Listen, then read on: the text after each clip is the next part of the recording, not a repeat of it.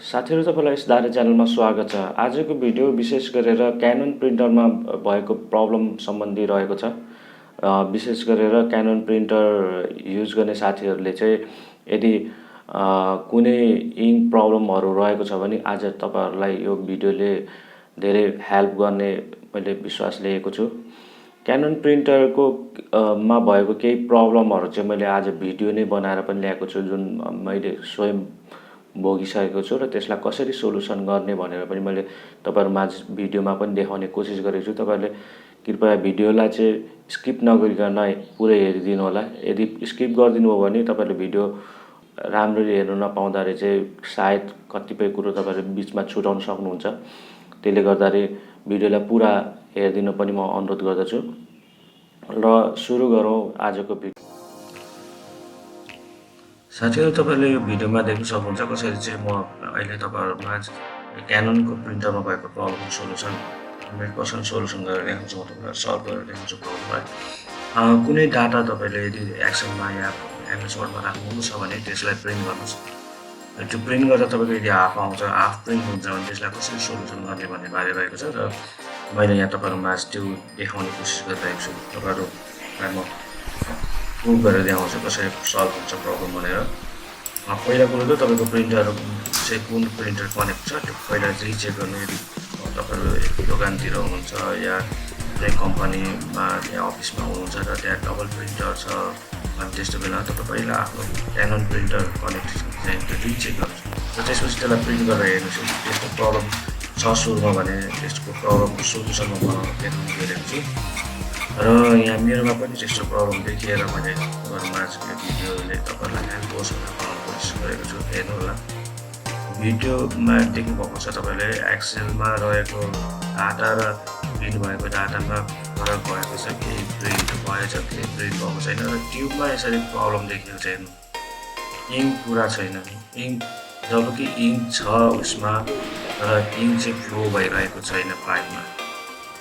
त्यसको सोलुसन चाहिँ के हो त, कसरी गर्ने त भन्ने बारे रहेको छ। र यसको लागि तपाईहरुले मेकानिकलाई बोलाइराख्नु पर्ने या प्रिन्टर बोकेर चाहिँ टेक्निसियनकोमा जानुपर्ने छैन। यसको लागि यसलाई चाहिँ हामीले अफिसमै या घरमै पनि यसको सोलुसन खोज्न सक्छौँ। यसको लागि तपाईले सिम्पल के गर्नुहुन्छ भने मैले देखाएको स्टेपहरु चाहिँ तपाईले ख्याल गर्नु होला।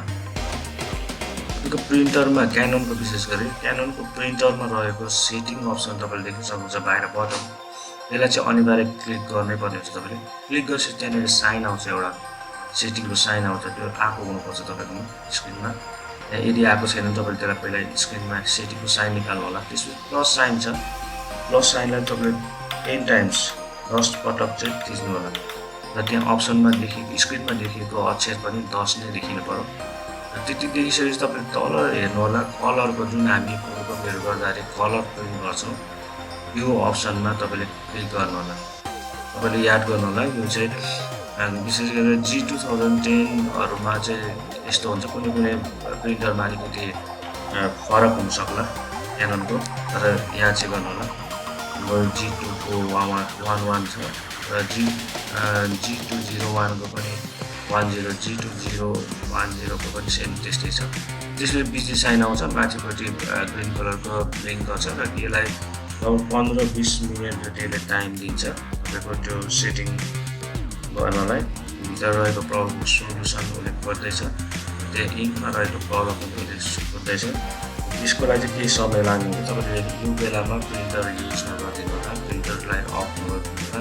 त्यो कुनै लाइन प्रब्लम छ त्यसलाई पनि विचार गरिदिनु होला। र हाम्रो प्रिन्टर रेडी भइसकेको छ। अब जति फेरि हामी प्रिन्ट गरेर रिचेक गर्छौँ या त्यो प्रब्लमको सोलुसन भयो भएन भने अघि प्रिन्टर प्रिन्ट गरेको डकुमेन्ट यस्तो आएको छ, आधी प्रिन्ट भएको छैन र मैले फेरि त्यही डकुमेन्टलाई फेरि रिप्रिन्ट गर्न गइरहेको छु।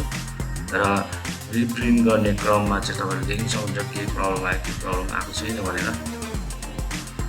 1 पेजको छ, यो तपाईलाई एक्जाम्पलको लागि देखाउने कोसिस गरेको छु। त्यही भएर क्याननकै प्रिन्टर कनेक्टेड हुनु पर्यो तपाईको फेरि त्यहाँनिर। त्यसपछि प्रिन्ट गरिसकेपछि यहाँ तपाईले देख्न सक्नुहुन्छ प्रब्लम सल्भ भयो या भएन भनेर। यो तपाईहरुलाई मैले प्रुफ सहित देखाउन कोसिस गरेको छु।